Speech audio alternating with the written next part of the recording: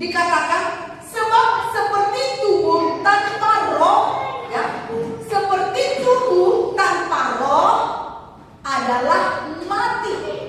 Itu firman Tuhan yang berkata, Yakobus 2 ayat 26. Seperti tubuh tanpa roh adalah mati. Jadi kalau roh kita tidak hidup, kita itu sama dengan orang mati, Bapak Ibu Saudara. Matius 4 ayat 4 berkata, ini kita baca Matius 4 ayat 4. Yuk sama-sama kita buka Matius 4 ayat 4. 1, 2, 3. Tetapi Yesus menjawab, ada tertulis, manusia hidup bukan dari roti saja, tetapi dari setiap firman yang keluar dari mulut Allah. Ini luar biasa Bapak Ibu Saudara. Manusia hidup dikatakan bukan dari roti saja. Roti itu bicara tentang seluruh kebutuhan hidup kita saat di dunia ini. Kebutuhan dari kita, ya, bukan hanya masalah makan, ya, segala yang kita perlukan. Apa sebenarnya yang ingin saya sampaikan, Bapak Ibu Saudara? Saya mau menyampaikan bahwa kebutuhan hidup kita bukan hanya kepentingan daging, bukan hanya kepentingan tubuh, tetapi Bapak Ibu Saudara, kita cenderung mati-matian berjuang untuk kebutuhan daging kita. Kita mati-matian berjuang untuk kebutuhan kita saat ini. Kepentingan jiwa seharusnya lebih kita perhatikan, terlebih lagi kepentingan roh. Karena apa Bapak Ibu Saudara? Karena tanpa jiwa dan roh maka tubuh kita mati. Tanpa jiwa dan roh tubuh kita mati. Ya. Jadi saat ini kita perhatikan lagi hidup kita supaya jangan sampai kita berjuang mati-matian untuk daging kita, sementara roh kita mati. Tidak ada artinya kan? Karena kalau roh kita mati, sudah otomatis Bapak Ibu, jiwa tubuh kita itu mati. Tubuh tanpa jiwa dan roh adalah mati. Sedangkan kita perhatikan jiwa kita ini bisa hidup, ya. Jadi tubuh tanpa jiwa juga mati, tubuh tanpa roh juga mati. Dan jiwa kita itu bergantung kepada roh kita. Jiwa kita bergantung kepada roh kita. Kalau roh kita bangkit, jiwa kita bangkit, roh kita hidup, jiwa kita hidup. Kalau roh kita menyala-nyala, jiwa kita juga bersemangat. Roh kita mati, jiwa kita juga mati, Bapak Saudara. Penuh dengan kekhawatiran, penuh dengan ketakutan, penuh dengan kepahitan, penuh dengan apa lagi lah itu semuanya. Ya, maka yang utama yang harus kita perhatikan dalam hidup kita ini, Bapak Ibu, di dalam kita tadi ada apa? Roh, jiwa, dan tubuh. Ketiganya sangat sama-sama penting diperhatikan, terlebih roh kita Bapak Ibu. Karena itu akan menentukan kehidupan untuk jiwa kita, untuk tubuh kita, bahkan untuk seluruh kehidupan kita.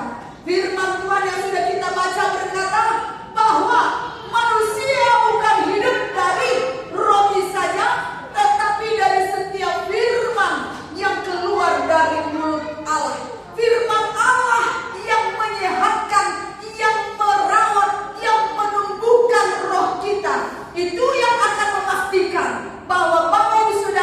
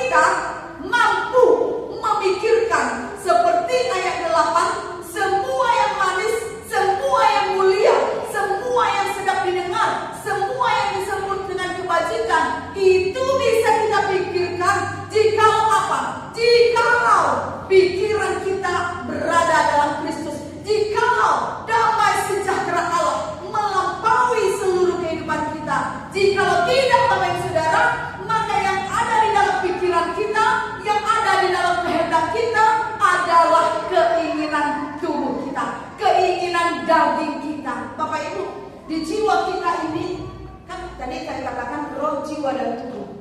Nah, jadi jiwa kita ini tempat peperangan antara mau melakukan keinginan. Jiwa itu apa sih? Keinginan, ya, kehendak, ya, pikiran.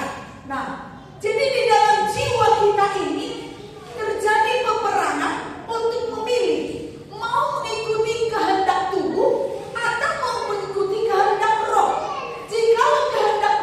Jika roh kita tidak kuat, maka jiwa kita akan mengikuti yang namanya apa? Keinginan daging. Nah, contohnya kita disuruh doa pagi. Kita tahu, jiwa kita tahu doa pagi. Ayo. Nah, roh kita tahu. Tapi karena roh kita lemah, sebenarnya diingatkan doa pagi. Jiwa kita ngomong apa? Aduh, tadi malam aku tidurnya udah terlalu malam. Aku butuh waktu lebih banyak. Nantilah sebentar lagi. Akhirnya tidak doa lagi, Bapak Ibu. Nah, begitu di jiwa kita itu diputuskan mau mengikuti kehendak roh atau mau mengikuti kehendak daging. Jadi mana yang lebih kuat? Roh kita atau tubuh kita? Jika roh kita lebih kuat, maka jiwa kita akan mengikuti roh kita. Jadi oleh karena itu, maka tadi saya katakan jiwa kita bergantung kepada roh kita. Roh kita lemah, maka jiwa kita pun akan lemah. Roh kita mati, maka jiwa kita pun mati. Mati maksudnya apa? Jiwa kita mati artinya mengarah kepada kematian. Hidup kita itu mengarah kematian. Mengarah kematian itu seperti apa sih? Sampah semua yang ada di dalam jiwa kita. Ketakutan, dendam, marah, apalagi sakit hati, pikiran negatif. Itu yang berkembang, bau busuk, ya, kebusukan, kematian itu yang terjadi di dalam jiwa kita. Dan kalau jiwa kita itu, Bapak Ibu, sudah seperti itu, Bapak Ibu pasti percaya kalau hati kita penuh kekhawatiran, penuh dengan kepahitan, saya yakin apapun yang Bapak Ibu kerjakan hasilnya tidak maksimal. Amin. Karena dilakukan dengan tidak sukacita, tidak akan kreatif cara berpikirnya, kerjanya pun tidak bersemangat. Tentu hasilnya tidak akan baik akhirnya. Jadi oleh karena itu, kalau jiwa kita semangat, jiwa kita sukacita, kerjanya kok lebih kreatif, kok lebih tahu gitu apa yang harus dilakukan. Sementara jiwa kita ini ditentukan oleh roh kita. Jadi oleh karena itu, Bapak Ibu, mari kita perhatikan kepentingan roh kita, pertumbuhan roh kita. Mari kita baca di dalam Yeremia 33 ayat 3. Yeremia 33 ayat 3. Ini semua kita harus baca, karena saya yakin semua membutuhkan ayat ini. Yeremia 33 ayat 3. 1, 2, 3. Ulang-ulang. Yang lantang kita, ya. 1, 2, 3. Berserulah kepadaku, maka aku akan menjawab engkau dan akan memberitahukan kepadamu hal-hal yang besar yang tidak terpahami, yakni hal-hal yang tidak kau ketahui. Haleluya. Bapak Ibu Saudara, firman Tuhan ini berkata, berserulah kepadaku, maka aku akan menjawab engkau. Bapak Ibu, siapa yang berseru kepada Tuhan di sini? Siapa yang berseru hari ini kepada Tuhan? Haleluya. Berteriak kepada Tuhan. Berteriak bukan hanya seperti suara saya ini kencang, tetapi pelan pun suaranya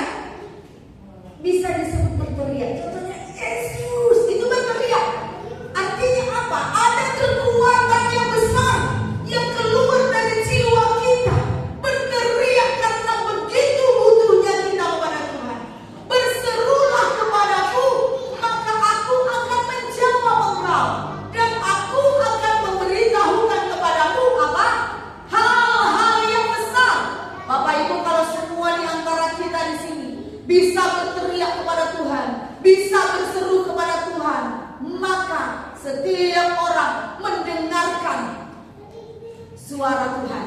Amin. Dan yang didapat adalah hal-hal yang besar katanya. Ya. Setiap kita yang berseru kepada Tuhan mendapatkan hal-hal yang besar yang disampaikan oleh Tuhan dan yang tidak terpahami. Kita tidak akan mampu memahami karena yang diberitahukan Tuhan itu adalah hal-hal yang luar biasa kepada kita, yang tidak kau ketahui, yang tidak mampu kita pikirkan. Tuhan akan buktikan kuasanya yang besar. Tuhan akan nyatakan kuasanya yang ajaib dalam kehidupan kita ketika kita berseru kepada Tuhan. Apabila roh kita sehat, Bapak Ibu, ya, kalau orang lemah gak bisa berteriak, gak bisa berseru, ya. Kalau orang yang lemah tidak bisa diandalkan untuk berseru. Bernapas aja udah puji Tuhan, benar ya? Tarik napas aja udah puji Tuhan. Dibutuhkan orang yang sehat untuk bisa berteriak sampai suaranya menggelegar, ya. Apalagi masuk dalam medan peperangan, gak bisa jadi pemimpin. Gimana? Maju! Kayak mana kalau gak kuat, kalau tidak sehat, suaranya gak bisa keluar. Oleh karena itu, apabila roh kita sehat, maka barulah kita bisa berseru kepada Tuhan. Apabila roh kita sehat, barulah kita bisa berteriak kepada Tuhan. Apabila roh kita menyala-nyala, maka kita akan memiliki semangat untuk berteriak. Teriaknya itu punya power, teriaknya itu punya kuasa, Bapak Ibu. Sama seperti kalau di hutan atau di kebun binatang atau gimana. Kalau sama-sama teriak, contohnya ayam berteriak dengan singa berteriak, suara siapa yang paling diakui? Ayam sekuat-kuatnya pun kayak mana pun kencangnya orang nggak akan takut. Tapi kalau sudah singa, Bapak Ibu, ya kan, dia dikenal sebagai raja hutan. Kalau dia sudah berteriak, berteriak, mengaum, ya, dia mengeluarkan aumannya. Wow, powerful, ya. Begitu juga dengan kita, ketika roh kita hidup, kita berteriak, kuasanya powerful. Tapi kalau tidak menyala roh kita, mau teriak-teriak, ya, seperti suara ayam, teriak-teriak, tapi nggak ada yang takut, ya. Tidak ada yang menganggap itu terlalu penting. Tapi kalau singa, ya, kuasa apa yang kita dapatkan daripada Tuhan? Tadi dalam Yeremia itu, kita akan menjadi fokusnya Tuhan untuk Dia boleh menyampaikan hal-hal yang besar, hal-hal yang besar yang tidak kita ketahui. Dia akan membuat hidup kita sebagai contoh untuk Dia menyatakan rahasianya. Dia akan pakai hidup kita, Bapak Ibu. Ketika apa? Ketika kita mampu berteriak, berseru kepada Tuhan. Salah satu contoh pengalaman dalam firman Tuhan kemarin kita sudah baca di konser, ya, adalah kisah tentang Yehezkiel 37 ayat 1 sampai 5. Kita baca bersama-sama Yehezkiel 37 ayat 1 sampai 5. Yehezkiel 37 ayat 1 sampai 5.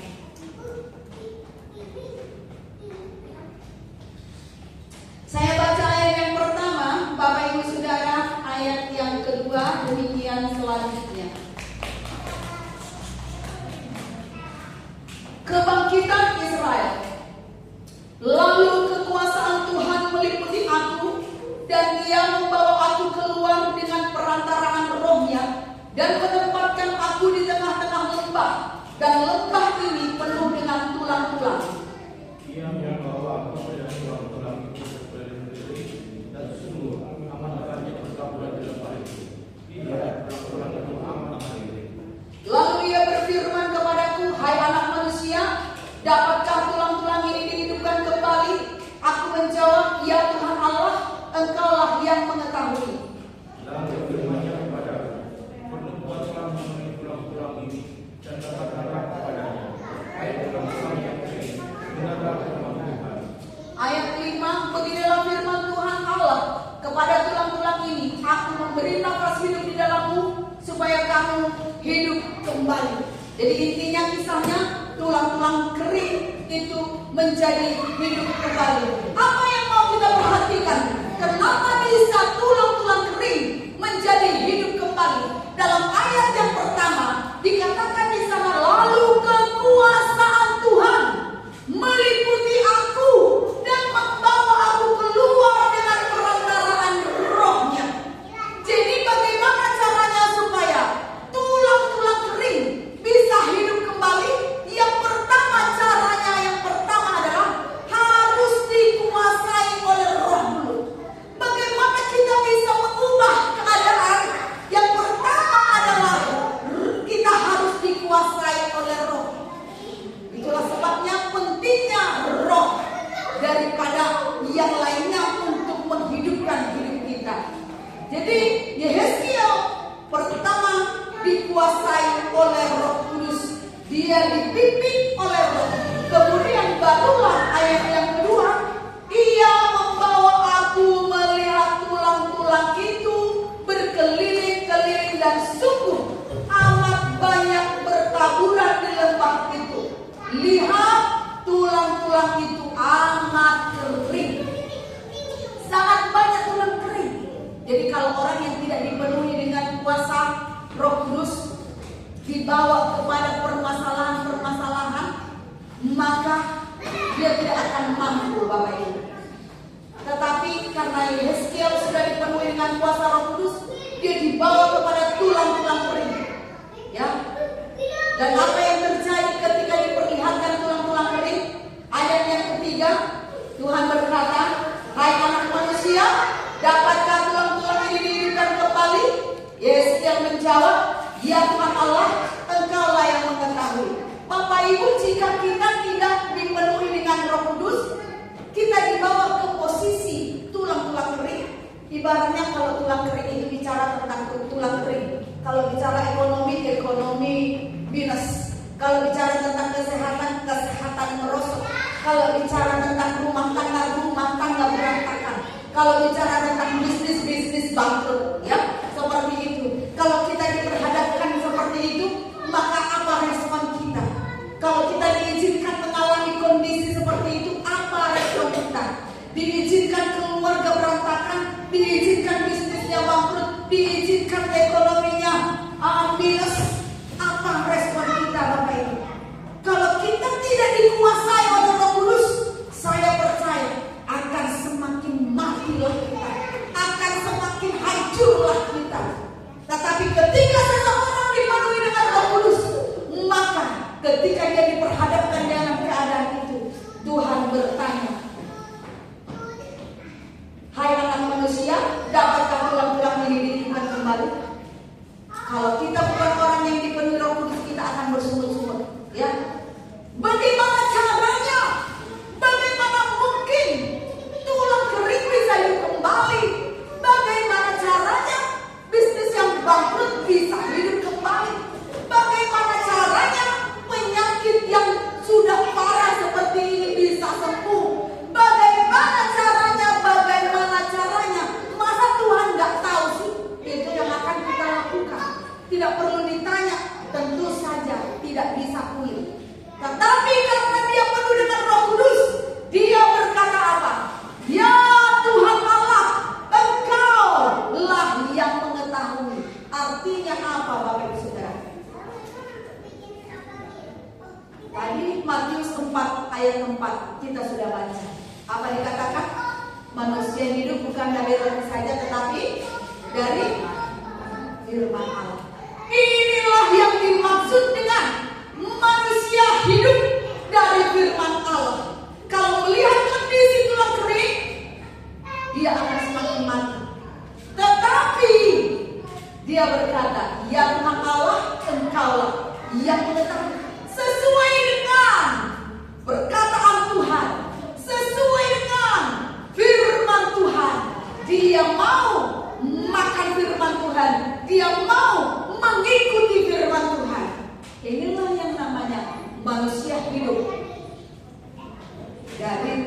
firman Allah.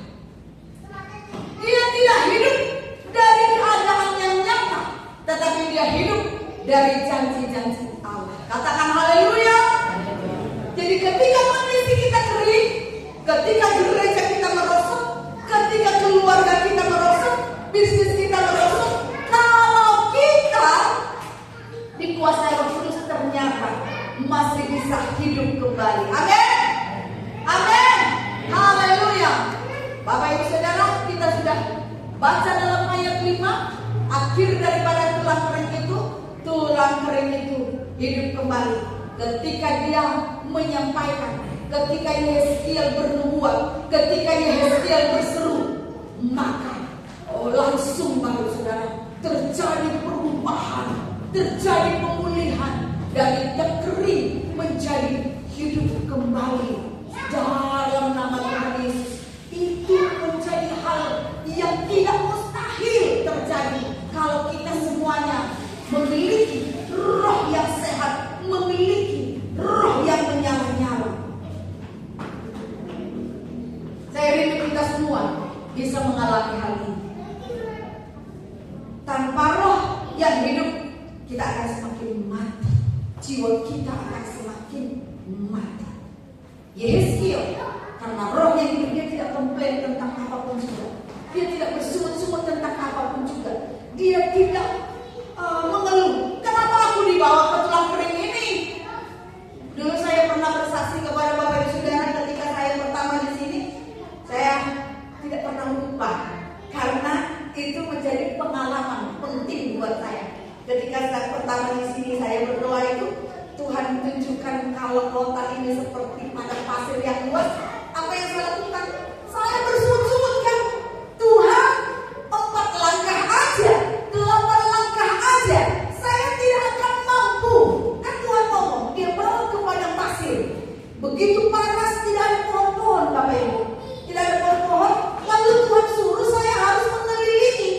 Apa yang saya lakukan? Yang saya lakukan apa? Saya punya kelemahan apa? Tidak kuat panas matahari. Tidak kuat, cuma jemur kain aja saya tidak kuat kalau kena panas. Langsung tetap kepala saya. Jadi pas dalam doa seperti itu pun kita ingat kelemahan kita. Ya, saya tidak 8 langkah aja saya tidak akan mampu. Sebegini panasnya. Mengeluh kan? Mengeluh.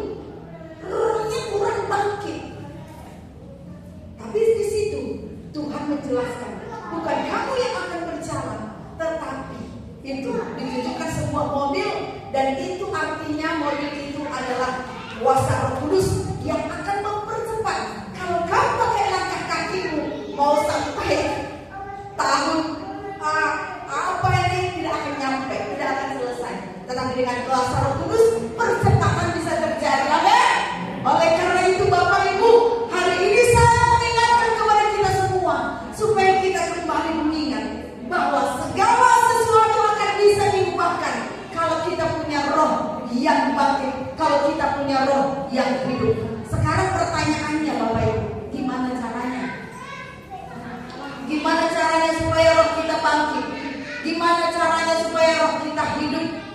Bapak Ibu, saya mau kasih tahu, kalau kita menunggu, ya kalau gerejanya hidup, ya enak, kita pasti semangat. Kalau keluarga saya bahagia, pasti saya bisa lebih antusias melayani. Kalau suami saya, kalau istri saya, kalau anak saya, kalau saya keuangan saya, kalau saya sehat semua, kalau maka saya pasti akan bisa lebih bersemangat untuk Tuhan. Itu cenderung terjadi dalam hidup kita. Saya mau kasih tahu, kalau kita masih dalam posisi kalau pelayannya bagus, kalau rumahnya baik, kalau pemusiknya bagus, kalau apa lagi, pengurusnya bagus, kalau semuanya, maka tidak akan pernah terjadi kebangunan rohani dalam hidup kita pribadi. Tetapi Imamat 6 ayat 13 ayat terakhir kita baca bersama-sama. Imamat 6 ayat 13. Baca bersama-sama yuk. 1. Ya, sudah ketemu semuanya? Ini ayat terakhir. semua kita baca dengan baik sambil merenungkan. Imamat 6 ayat 13. 1, 2, 3. Harus dijaga supaya api tetap menyala di atas mezbah. Janganlah dibiarkan padam. Bapak Ibu, di sini dikatakan harus dijaga. Siapa yang menjaga? Apa artinya dijaga? Dijaga artinya kita yang beraksi. Kita yang menjaga, kita yang bekerja, kita yang mengaktifkan, kita yang menghidupkan, kita yang berkreatif. Bagaimana supaya api kita tetap menyala, bukan menunggu. Harusnya tim profetik bisa lebih hebat supaya saya bisa menyala. Tetapi kita akan berpikir, apa yang harus saya lakukan supaya saya menyala? Sama seperti contohnya api, kita mau pasang api unggun. Kalau mau menghidupkannya, kita akan berpikir kan? Kalau kita yang bertugas untuk menyalakannya, kita akan berpikir, apa yang harus saya lakukan? Apakah akan dikipas-kipas? Apakah ditambah minyak? Apakah tambah kayu? Apakah tambah arang? Begitu juga dalam hidup kita, Bapak Ibu. Apa yang harus kita lakukan? Karena yang harus menjaga api kita adalah kita sendiri. Jangan menunggu kita dinyalakan oleh orang lain. Karena ketika kita menunggu, maka saya jamin tidak akan ada kebangkitan roh di dalam hidup Bapak Saudara. Tetapi kita yang berpikir, apa yang harus saya lakukan? Apakah saya harus baca firman setiap hari? Saya berdoa setiap hari? Saya melayani setiap hari? Saya ini pikirkan apa yang harus Bapak Ibu Saudara kerjakan.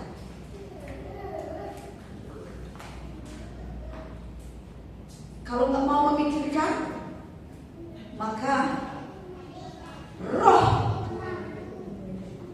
yang mati, maka hidup kita pun mati. Semua bidang hidup kita mati.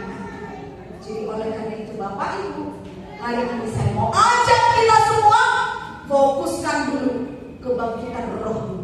Anda yang harus menjaga rohmu, Anda yang harus membangkitkan rohmu, Anda yang harus menghidupkan rohmu, supaya kita mengalami pemulihan baik dalam hidup kita pribadi, baik dalam keluarga kita, baik dalam pelayanan kita. Amin. Demikian firman Tuhan. Mari kita berdoa.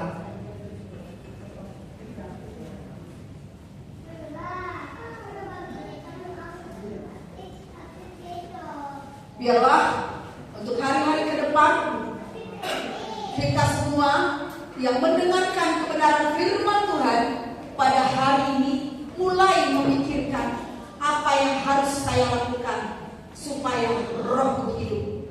Karena ketika kita memiliki roh yang hidup, maka suara kita menjadi punya kuasa, doa kita menjadi punya kuasa, teriakan kita menjadi punya kuasa, bisa mendatangkan jawaban Tuhan, jawaban yang tidak ketahui, yang tidak kita dapat pahami.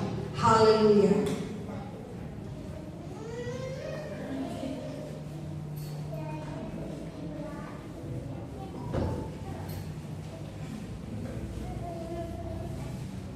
Terima kasih.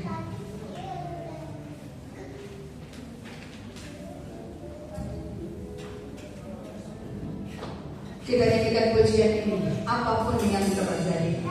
Biarlah perkataan Tuhan menjadi makanan kita, supaya kita semakin sehat, roh kita semakin sehat, pandangan kita boleh lebih memandang firman Tuhan daripada keadaan yang kita lihat. Biarlah kehadiran kita di dalam rumah kita atau di dalam gereja kita untuk memulihkan keadaan kering menjadi hidup kembali. Haleluya. Kita nyanyikan pujian ini. Apapun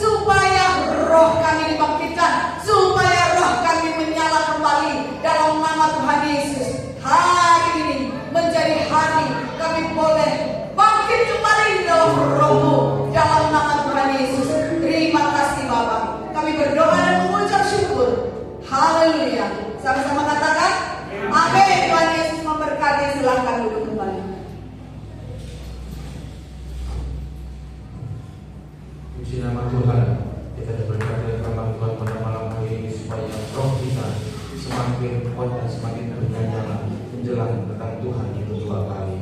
Kami mengundang untuk petugas perjamuan, petugas persembahan untuk mempersembahkan diri. Kita akan berdoa bersama-sama. Bapa kami di surga, kami mengucap syukur kepada Tuhan Yesus. Tuhan Yesus sudah menjadi baik dan awal pertanyaan sampai akhirnya. Roh Kudus menguasai dalam ibadah pada malam hari ini. Tiba saatnya kami memberikan persembahan untuk perluasan pekerjaan Tuhan di muka bumi. Tuhan Yesus memberkati tangan-tangan sudah memberi maupun sedang memberi lewat pemberian ini Tuhan. Kami bisa memuliakan nama Tuhan. Terima kasih Bapa, terima kasih Tuhan Yesus, terima kasih Roh Kudus. Dalam nama Tuhan Yesus Kristus kami berdoa dan mengucap syukur. Haleluya. Amin. Sekali lagi.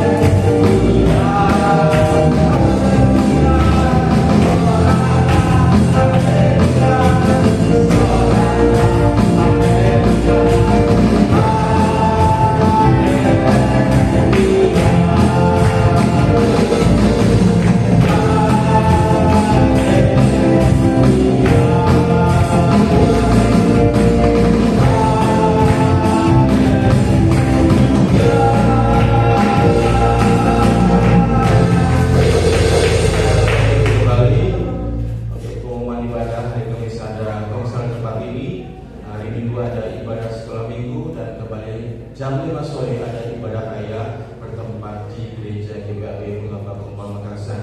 Dan dengan ibadah pada malam hari ini, Tuhan Yesus memberkati kita dan berkat-berkat rohani, berkat jasmani melimpah sepanjang minggu ini. Doa kita berkat dan diserahkan kepada kita mutiara silakan.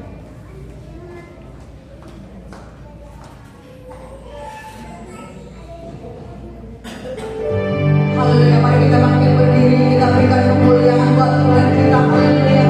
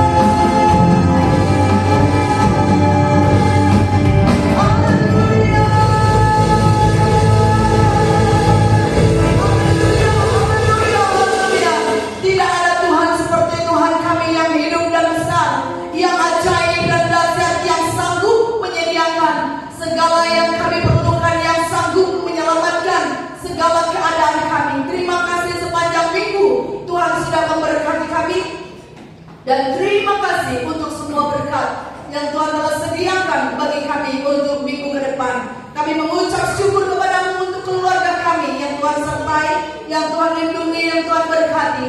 Terima kasih untuk usaha yang Tuhan berkati. Terima kasih untuk kehidupan kami yang Tuhan telah jaga setiap saat. Terpujilah nama Tuhan. Berkati umatmu yang tidak hadir pada malam hari ini.